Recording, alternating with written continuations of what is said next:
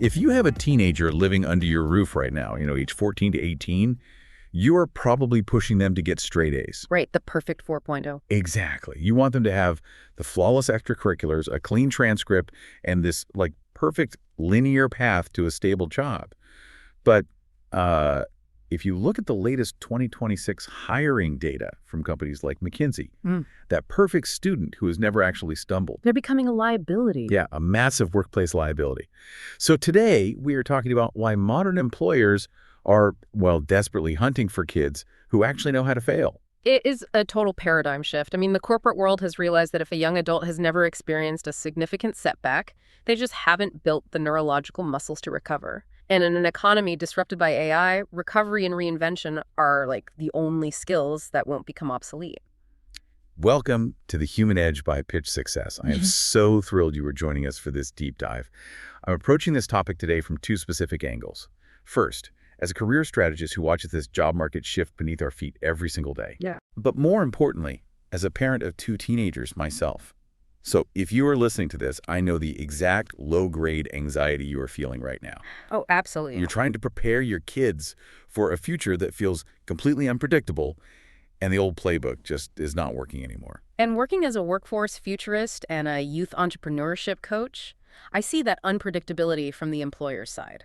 Companies are practically begging for a different kind of graduate. The rules are changing infinitely faster than traditional education systems can, rewrite their curriculums. Which is why the mission of this deep dive is to cut through that parenting anxiety with hard data and actionable science. We have pulled together a massive stack of recent sources. The heavy hitters. Yeah, the heavy hitters. We're diving into the World Economic Forum's 2025 Future of Jobs report, the OECD's Future of Education framework, some cutting-edge neuroscience from the Harvard Center on the Developing Child. And that Stanford research on mindset, which is huge. Huge.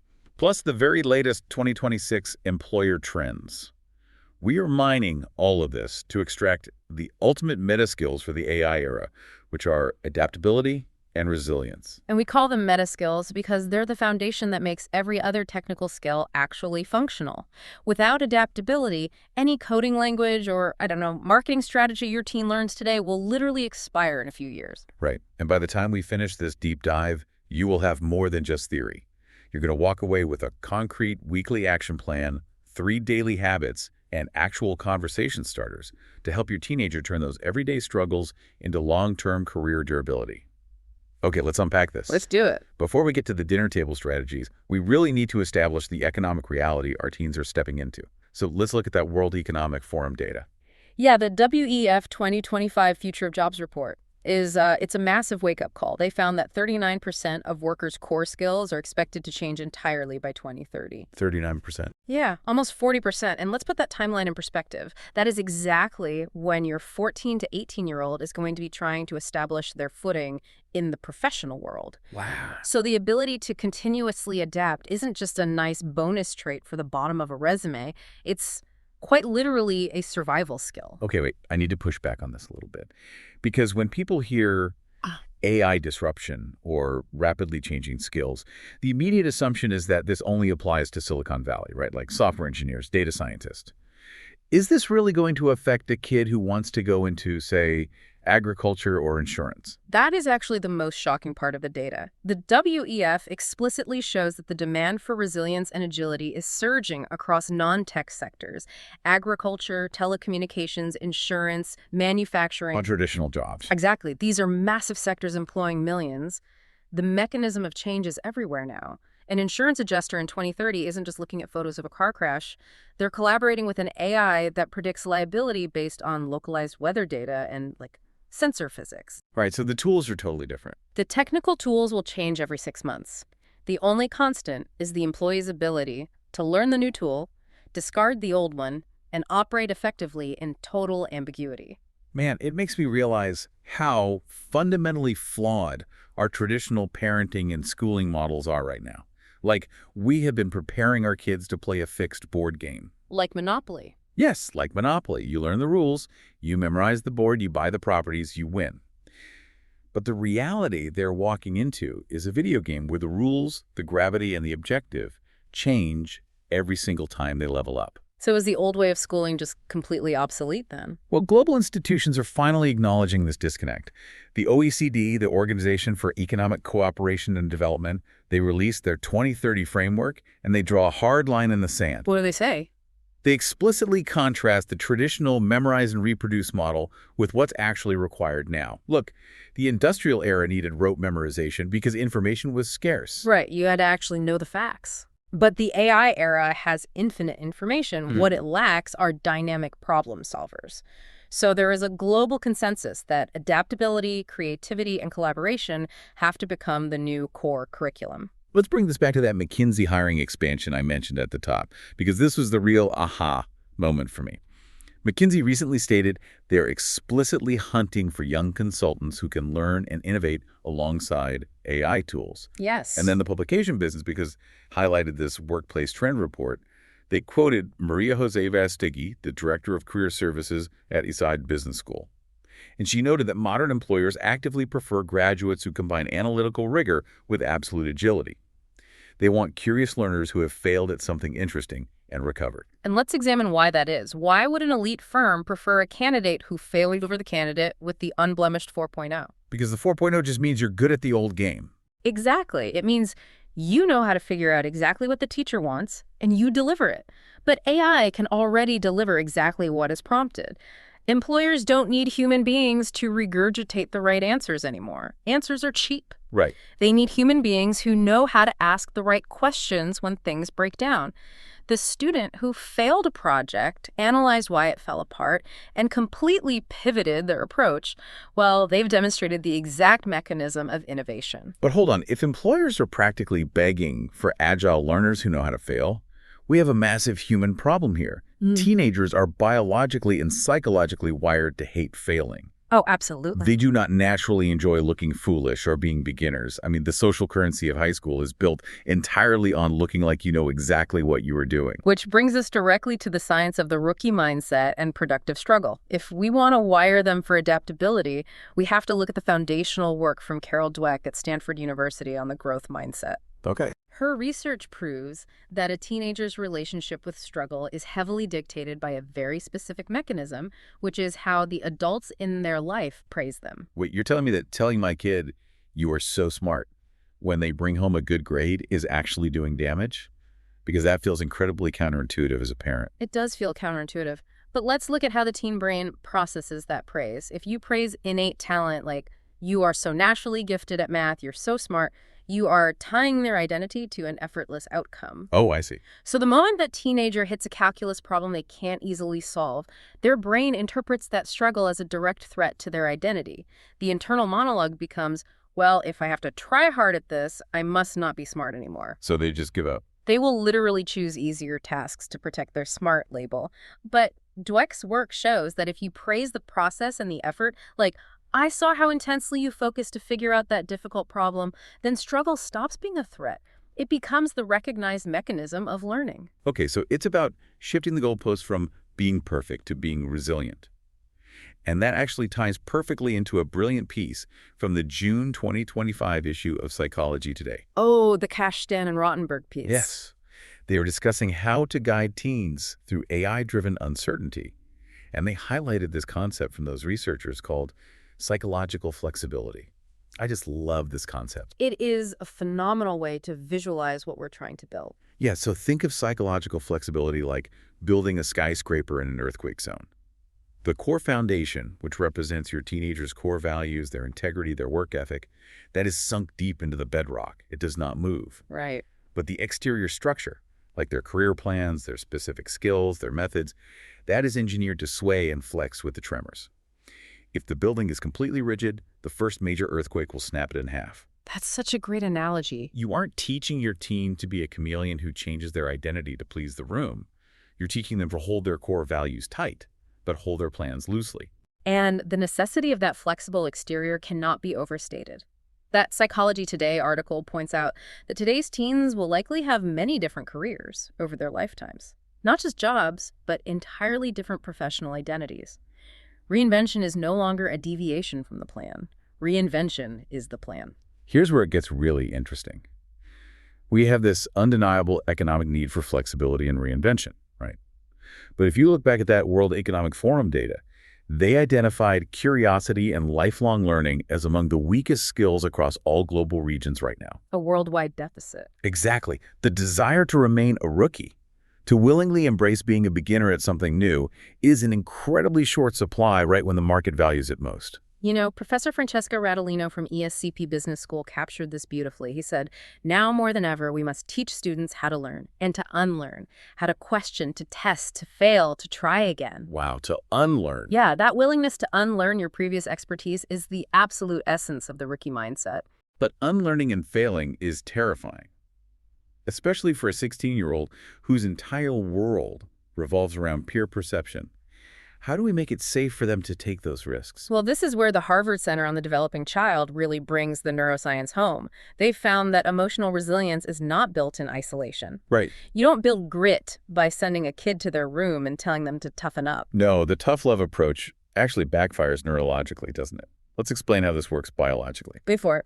When a teenager experiences a failure, say they bomb a test or get cut from a team, their amygdala, which is the fear center of the brain, triggers the fight-or-flight panic response. Cortisol floods their system. Total panic mode. Right, and their prefrontal cortex, which handles logic and problem-solving, essentially shuts down.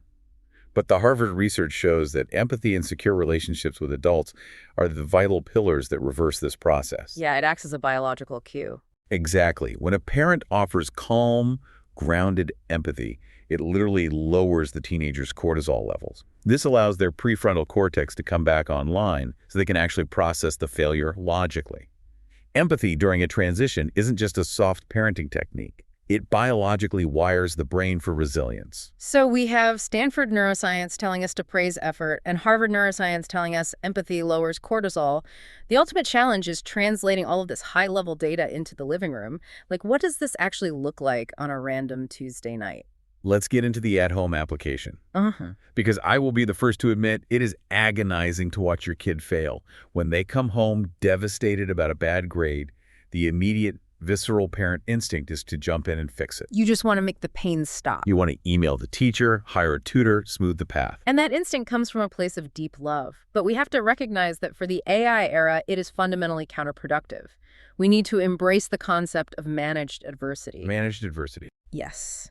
Resilience is built entirely through managed adversity, not through its absence.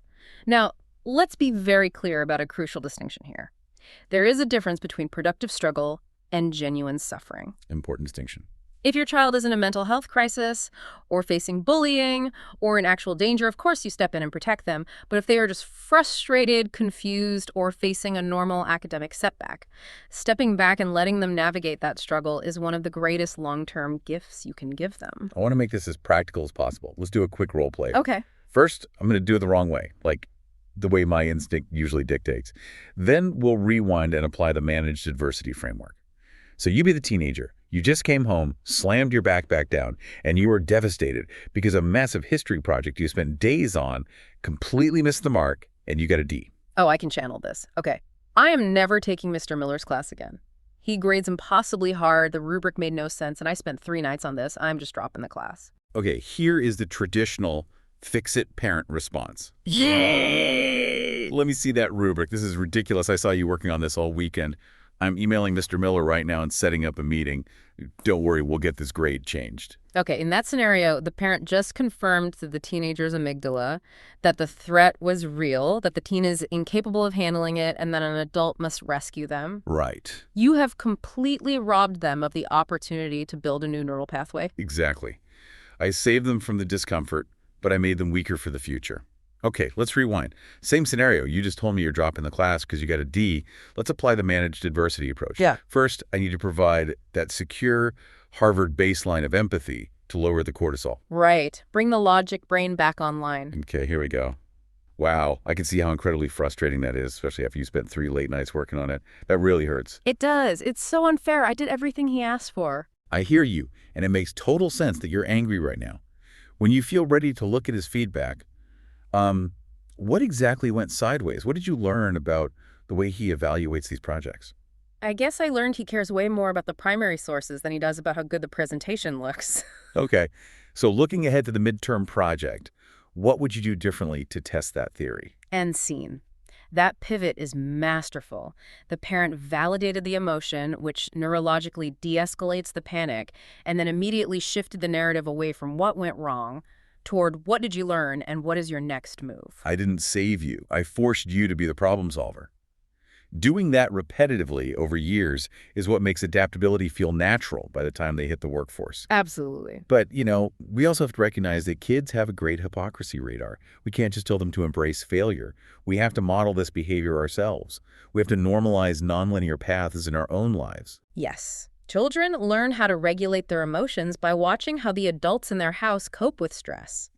If you come home from work and immediately catastrophize every minor inconvenience... Like a traffic jam ruins the whole night. Exactly. Or a bad meeting means your career is over. Your teenager is quietly taking notes on how adults handle adversity. It is so vital to model calm behavior out loud. If you're overwhelmed, narrate your process. Say, I am incredibly stressed about this project at work right now, so I'm going to take a 10-minute walk to clear my head, and then I'm going to call my colleague and ask her help. You are giving them a real-time tutorial on resilience. And beyond the daily stress, you need to actively share your own professional pivots. Right, because every parent listening to this has a story of a plan that completely fell apart. A job you were rejected from, a major you had to drop, a business venture that failed. Tell those stories at the dinner table. When you share your own non-linear journey, you demystify failure. You give your teenager permission to reinvent themselves without carrying a burden of shame. Okay, we promised a blueprint at the beginning of this deep dive, and it is time to deliver. We've traveled from global macroeconomics through the neuroscience of the teen brain right into your living room. Let's crystallize this into an executable plan. A step-by-step. First, the core formula. Adaptability plus perseverance equals career durability. Adaptability plus perseverance equals career durability. Let's break that down into 3 daily habits for parents. Habit number 1. Manage your own stress aloud, exactly as we just discussed. Make your internal coping mechanisms visible. Right. Habit number 2, ask the growth question. I want you to completely banish the phrases, how did you do, and what went wrong from your vocabulary.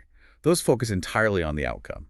Consistently replace them with, what did you learn today? Or, my personal favorite, what is one thing you struggled with today that taught you something new? Shift the metric from perfection to progress. And habit number 3, practice novelty.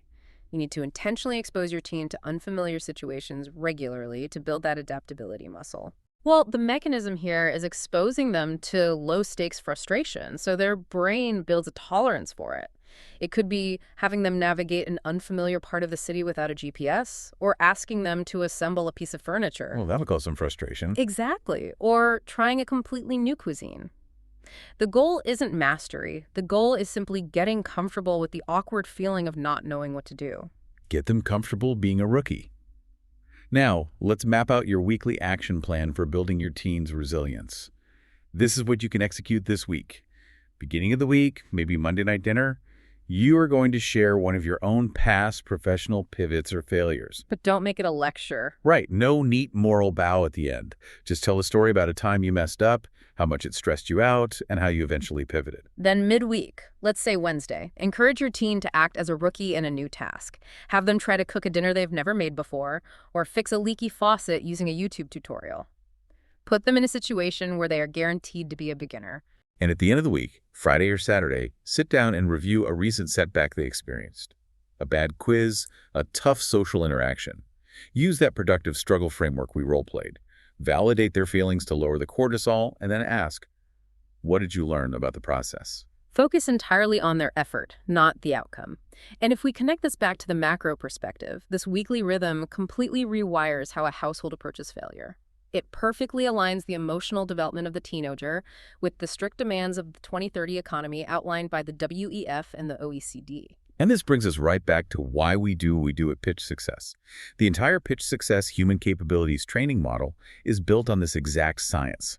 We know that real growth only happens at the edge of capability, in that zone of productive struggle. Yeah, the platform uses video challenges and practice interviews to create a literal safe space for that struggle. Students aren't just reading theory about adaptability, they are actively experiencing it in a low-stakes digital environment. When a teen uses the Pitch Success platform, they get immediate feedback loops.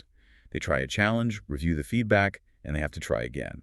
The platform's point system actually incentivizes effort and iteration over perfection. It is essentially Carol Dweck's growth mindset, gamified and practically applied for career readiness. It gives them a sandbox to fail, adapt, and persevere before they ever sit in front of a real hiring manager, which is exactly what elite employers are desperately looking for. They want candidates who have already exercised that adaptability muscle. If you want to see exactly where your teenager is starting from, I highly encourage you to have them take the free 5-minute assessment at pitchsuccess.com. It will give you a clear baseline of where their adaptability currently sits, so you know exactly how to guide them using the blueprint we discussed today. It's an incredibly valuable diagnostic tool because it actually measures what matters for the modern landscape, not just their ability to memorize a textbook. So what does this all mean? It means we have to fundamentally shift our parenting instincts. We have to stop trying to protect our kids from the very struggles that will save them. Yeah. We have to stop preparing them for a static, predictable board game and start equipping them for the dynamic, ever-changing reality of the long game. The AI era does not care about perfect transcripts. It cares about resilience. I want to leave you with a final lingering thought. We opened this deep dive talking about how much we crave precision, how badly we want a clear path for our kids. But what if the murky, messy path is actually the whole point?